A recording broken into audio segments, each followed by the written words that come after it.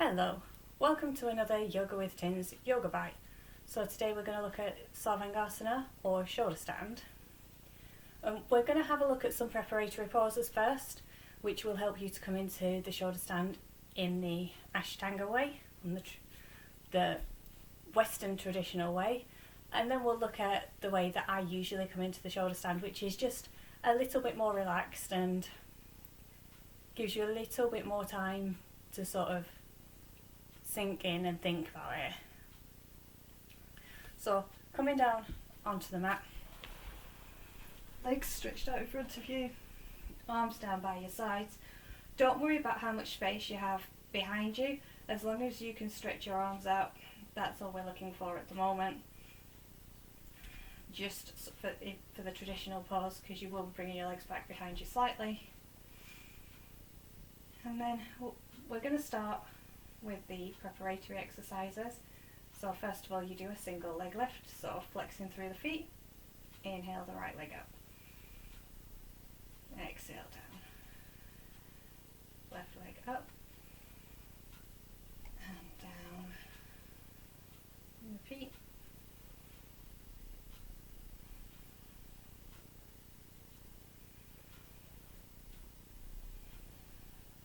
So you want to do that between 2 and 5 times if you're just working on the preparatory poses. You can do it more than that if you struggle with the double leg lift, which we'll do at the end. But to start with, just 2 to 5 times, and then the next one after that, you inhale the leg up. You take hold of it with the arms, but you keep your lower back, your shoulders and your head on the ground, and you just pull the leg closer to the face. You're still pushing through the heel. You might have a slight bend in the knee, that's okay. Exhale down, and then inhale, same with the opposite side. And you want to hold for 2 to 5 breaths on each side.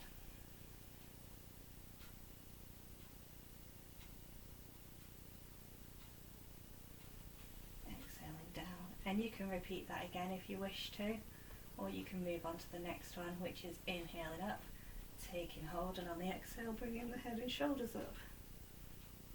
So this is strengthening the abdominal region and also the lower back. Exhaling down, inhale and leg up, exhale and then shoulders up, holding for 2 to 5 breaths. And then exhaling down, and then bringing the hands next to the body, flexing through the feet. Exhale the legs up. You want to keep the back nice and firm on the ground. You don't want to be arching the back. You want it nice and flat. Pushing through those heels.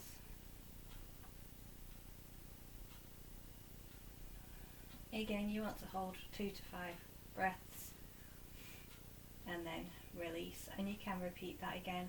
If you're struggling with that one, go back to the single leg lifts and do a few more of them. So coming into the Sarvangasana in the Ashtanga way, you want to inhale the legs up, and then you roll the spine up, bringing the legs over behind you, tucking the elbows in so that they're in line with the shoulders, bringing the hands to the lower back, and then stretching the legs up. So keeping the legs nice and active, pushing through the heels. Or if you want a slightly more relaxing version of the shoulder stand, you can point the toes. The main benefit in this pose is that it stimulates the thyroid, gives the thyroid a nice massage, as you can probably hear with my voice. My chin's pressed against my chest. You're aiming to get your back nice and straight. And then to come out of this one, you bring the legs back behind you and you slowly lower down vertebrae by vertebrae, lowering the legs. So if you find that you struggle with that, or you feeling that it's slightly more intense than you want your pose to be, this is a second way that you can come into the shoulder stand. And it's actually the way that I usually come into the shoulder stand. I prefer my shoulder stand to be a little bit more relaxed. So you can start off with your knees bent, feet on the floor, and then you bring your knees into your forehead. Then you bring your elbows in so they're in line with your shoulders, and bring your hands to your lower back. And then you start to stretch your legs, your hands come slightly further down the back. And again, you can flex the feet, you can point the feet. You could do a Sarvangasana in this if you wish to. If you want a bit of a hip opener.